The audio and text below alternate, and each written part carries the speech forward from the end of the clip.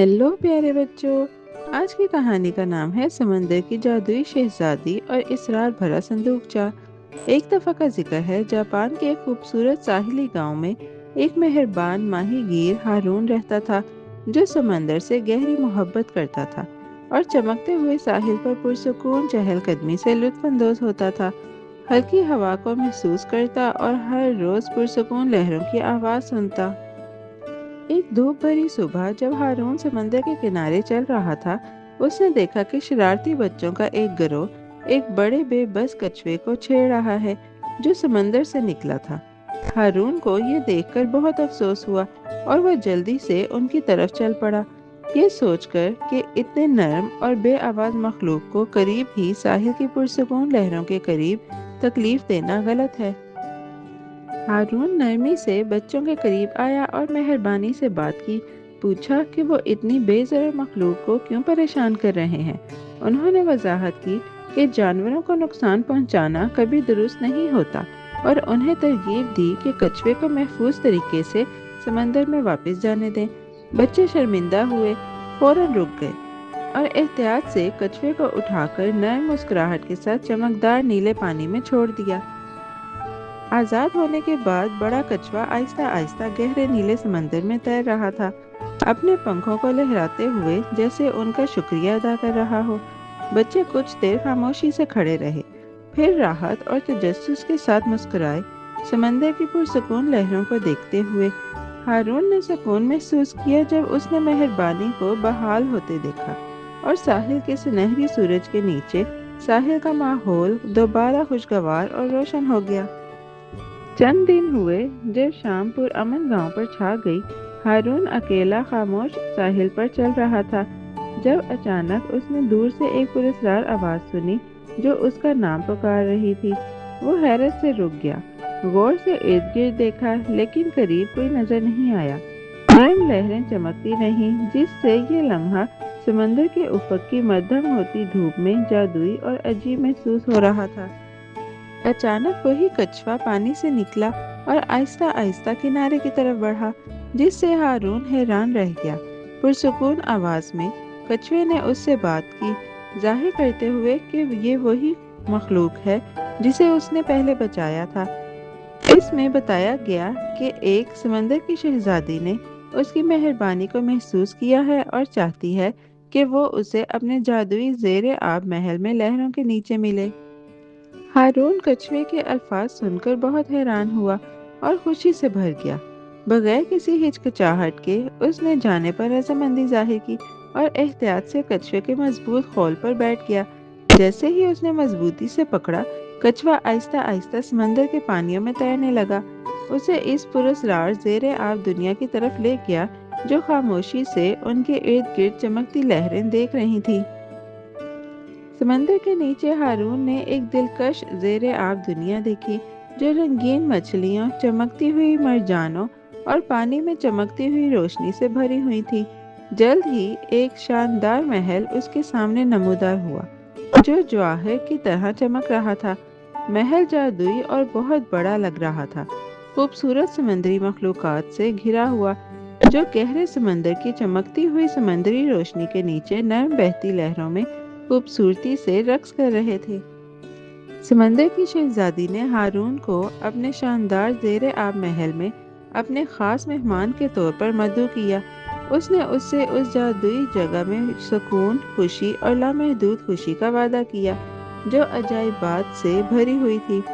हारून इस मेहरबानी से हैरान हुआ जो उस पर दिखाया गया और आहिस्ता आहिस्ता महल में रहने लगा। हर रोज उसकी खूबसूरती और चमकती हुई समंदर के नीचे पुरसुकून माहौल से लुत्फानंदोज होता रहा। जादुई ज़ेरे आब महल में वक्त गुजरने के साथ हारून को अपने गांव और ख़ानदान के लिए बढ़ती हुई ख्वाहिश महसूस होने लगी। अपने इर्द गिर्द के तमाम खूबसूरती और आराम के बावजूद वो अक्सर सोच में डूबा और खामोश नजर आता था, इस सादा जिंदगी को याद करते हुए जो वो कभी गुजारता था। उसका दिल आहिस्ता आहिस्ता बेचैन होने लगा। चमकती हुई समंदर की दुनिया के नीचे दिल के अंदर गहराई में खामोशी से चमकते हुए महल के अंदर हारून का खूबसूरत समंदरी शहजादी ने गर्मजोशी से इस्तकबाल किया। جو مہربانی اور وقار کی جھلک رہی تھی۔ اس نے نرمی سے مسکرا کر اس کا شکریہ ادا کیا کہ اس نے کچھوے کی جان بچائی۔ اس کی آواز سمندر کی لہروں کی طرح نرم تھی اور پورا محل اور بھی روشن ہو گیا جب اس نے ہارون کے لیے اپنی گہری شکر گزاری کا اظہار کیا، جادوئی چمکتی ہوئی روشنیوں کے ساتھ۔ ایک دن ہارون نے ہمت جمع کی اور احترام کے ساتھ سمندر کی شہزادی کے پاس گیا تاکہ اپنے آبائی گاؤں واپس جانے کی خواہش ظاہر کرے۔ اس نے بتایا کہ وہ اپنے والدین اور مانوس ماحول کو بہت یاد کرتا ہے۔ شہزادی نے غور سے سنا، اس کے جذبات کو سمجھا اور سمندر کی بادشاہت کے چمکتے محل ہال میں اس کے دل سے کی گئی درخواست کو مہربانی اور ہمدردی سے دیکھتے ہوئے پرسکون رہی۔ شہزادی نے آخرکار ہارون کو اس کے آبائی گاؤں واپس جانے کی اجازت دے دی، حالانکہ اسے جاتے دیکھ کر تھوڑا سا افسوس ہوا۔ جانے سے پہلے اس نے محبت سے اسے ایک چھوٹا، خوبصورتی سے سجا ہوا جادوئی ڈبہ پیش کیا۔ اس نے اسے خبردار کیا کہ اسے محفوظ رکھے اور کسی بھی حالت میں اسے کبھی نہ کھولے۔ نرم سمندری روشنی اس کے ارد گرد نرم بہتی رہی۔ شہزادی کو الوداع کہنے کے بعد ہارون احتیاط سے دوبارہ کچھوے کی پیٹھ پر چڑھ گیا۔ کچھوے نے گہرے سمندر میں سفر شروع کیا، تیزی سے سطح کی طرف تیرتا ہوا۔ ہارون نے ایک آخری بار چمکتے ہوئے محل کی طرف دیکھا، شکر گزاری اور غم دونوں محسوس کرتے ہوئے، جب وہ جادوئی زیر آب دنیا کو پیچھے چھوڑ رہا تھا، جہاں سمندر کی روشنیاں آہستہ آہستہ گہرائیوں میں غائب ہو رہی تھیں۔ طویل سفر کے بعد ہارون آخرکار سطح پر پہنچا اور اس مانوس ساحل کے قریب واپس پہنچا جہاں اس کی مہم شروع ہوئی تھی۔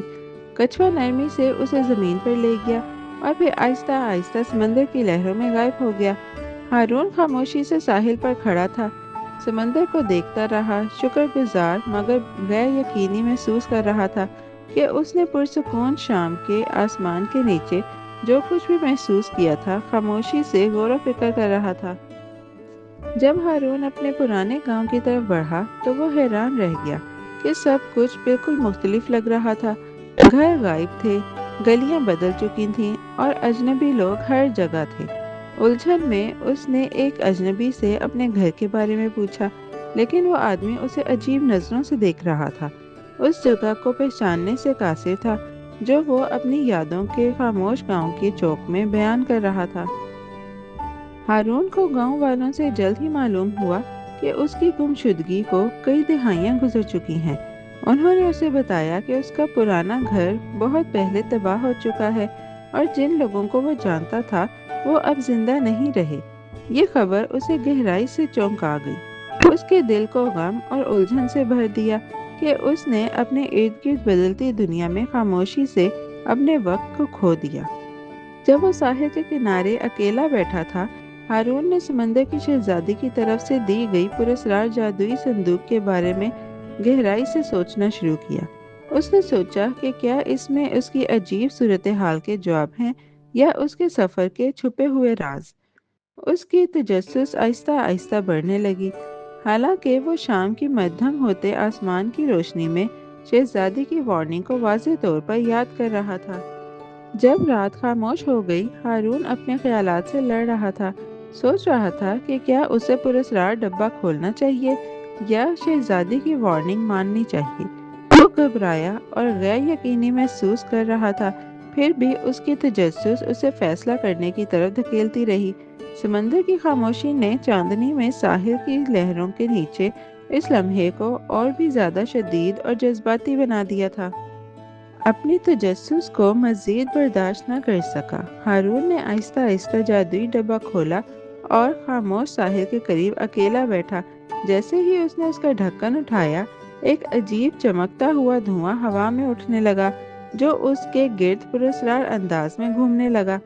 ماحول اچانک بدل گیا، بھاری، خاموش اور نامعلوم توانائی سے بھرپور ہو گیا۔ ایک جادوئی لمحے میں جب چمکتا ہوا دھواں آہستہ آہستہ مدھم ہونے لگا، ہارون نے اچانک اپنے جسم میں ایک عجیب سا احساس محسوس کیا۔ اس کی جلد جھریاں لینے لگی اور اس کی طاقت تیزی سے کمزور ہوتی گئی۔ چند لمحوں میں اسے احساس ہوا کہ کئی سال چند سیکنڈز میں گزر چکے ہیں اور وہ ایک بوڑھے آدمی میں بدل چکا ہے۔ जो समंदर के किनारे अकेला खड़ा है, शाम के समंदर की मध्यम रोशनी में। हारून हैरत से खड़ा हो गया। उसे एहसास हुआ कि उसके जवानी के दिन हमेशा के लिए खत्म हो गए हैं और वो कभी भी शहजादी के महल में नहीं जा सकता। उसका दिल गहरा गम से भर गया जब उसने अपने तजस्सुस की असल कीमत समझी।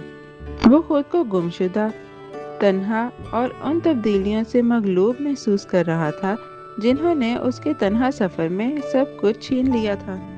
आखिरकार हारून आहिस्ता आहिस्ता खामोश साहिल पर बैठ गया। सर हाथों में थामे हुए, आंसू उसके बूढ़े चेहरे पर बह रहे थे। लहरें नरमी से साहिल को छू रही थीं, जैसे उसके गम में उसे तसल्ली दे रही हों। वो अपने खोए हुए घर, खोए हुए वक्त और उस जादुई दुनिया के लिए रोया जिसमें वो कभी वापस नहीं जा सकता था। शाम के आसमान के नीचे जो मध्यम होती यादों के नीचे थी। हारून खामोशी से समंदर के किनारे बैठा रहा, अपने खोए हुए सालों और जादुई सफर की हकीकत को कबूल करते हुए, गम और हिकमत दोनों महसूस करते हुए।